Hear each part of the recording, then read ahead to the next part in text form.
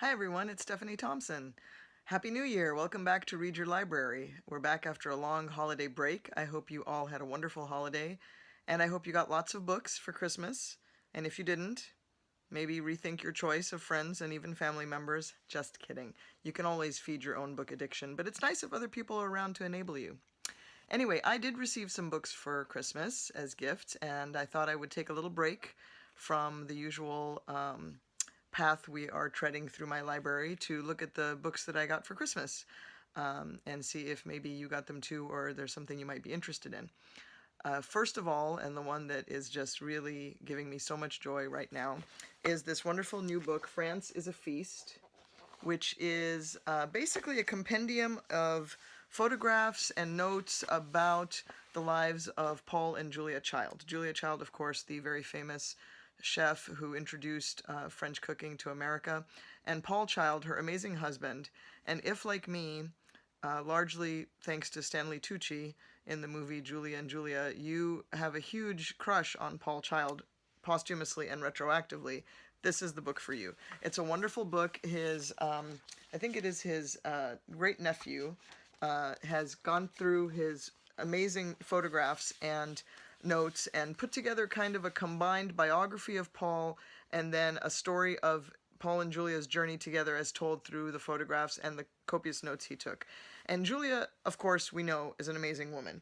And this book is a great companion to her story, My Life in France, which was, of course, a huge bestseller when it came out and is the definitive autobiography, and everyone who loves cooking and Julia Child should know and read this.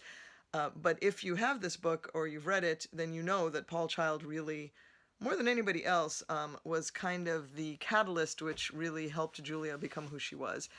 He was quite older than her when they met. His backstory is remarkable, and I didn't know enough about it before reading this book. He comes from a very interesting childhood. He was a self-taught, brilliant man and interested in everything. He was one of those people you really would call a polymath. He and his brother, they taught themselves music, and he taught himself photography, and that's where a lot of the photos in the book come from. He loved the finer things in life. He was curious about everything. He spoke many languages. He did martial arts. I mean, he's just an amazing guy. And deeply, deeply in love, of course, with Julia Child, and encouraged and supported her efforts to not only discover and learn French cooking, but write the book that would make her famous and launch her career. And all of that, well, some of that is told in the story of the movie Julie and Julia. And by the way, if like me, you really couldn't stand the Julie part of the movie, here's a little tip for you. There is a cut on Vimeo.com, Vimeo, of the movie called Julia Without Julie, I think is what it's called.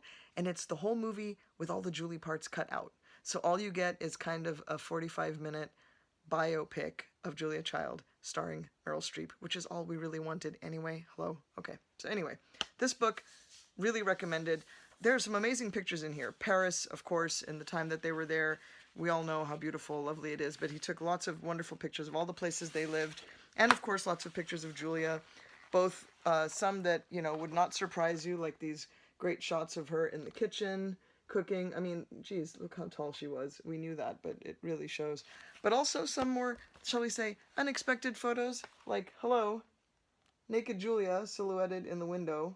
We don't usually think of her as, you know, quite so hot and sexy, but he obviously did, and it shows. So, France is a Feast, greatly recommended. Thank you to my family for giving this to me for Christmas. The other book I received from my family for Christmas this year is Tom Hanks's book of short stories, Uncommon Type, which I have not read yet, I have to confess. I wanted it very badly. I will read it. But I already am fairly sure I'm going to like it for a couple of silly reasons. One is that I adore Tom Hanks. I'm one of his biggest fans. And he just seems like an all-around good guy. And some of the writing I've read that he's already done, I thought was really well done. And secondly, he and I both love and collect vintage and antique typewriters. Obviously, he has a much bigger and finer collection than I do. But we have the same appreciation for typewriters, and the one thing all the stories in this book have in common is a typewriter shows up in them in some way or another. Sometimes I gather it is the focus of the story, other times it's just a bit player, but I'm really looking forward to seeing how he does that, and when I do read it, I will come back and tell you guys what I think of it.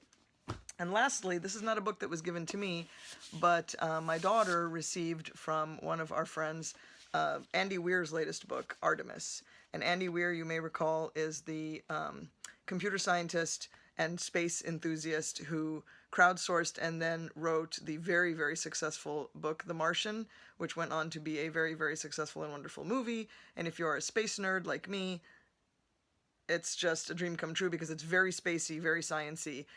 His work is best known for being probably about as accurate as you can be for speculative science fiction. And that's because of the reams and reams and reams and years of research that he does and fact-checking. And so after The Martian came out, he started to work on this next book, Artemis, which is basically a caper set on the moon.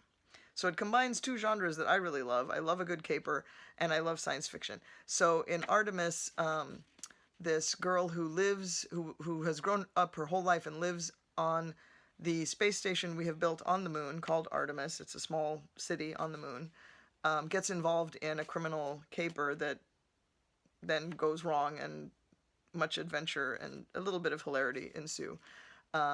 It's really interesting, not just because of the basic plot, but because Andy, as usual, has done a lot of research into how would we have a self-sustaining, livable environment on the moon? How would it be built? What would it be like? What would people do there?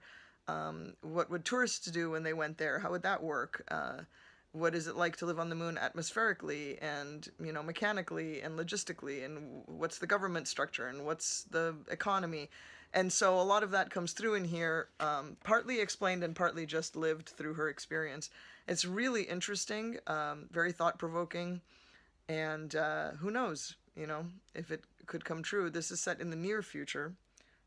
It's potentially feasible, and certainly the way he writes it makes it sound like it could definitely happen.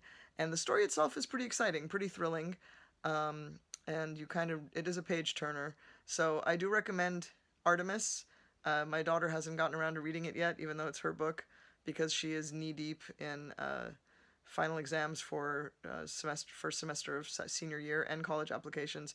So I snaked it from her and read it real quick, and it didn't take me more than a couple of nights because it is a page-turner and very readable. And by the way, if you're a welder or you know anything about welding, a large part of the action in this movie kind of really rests on welding. So there you go. I now know more about welding than I ever thought I would.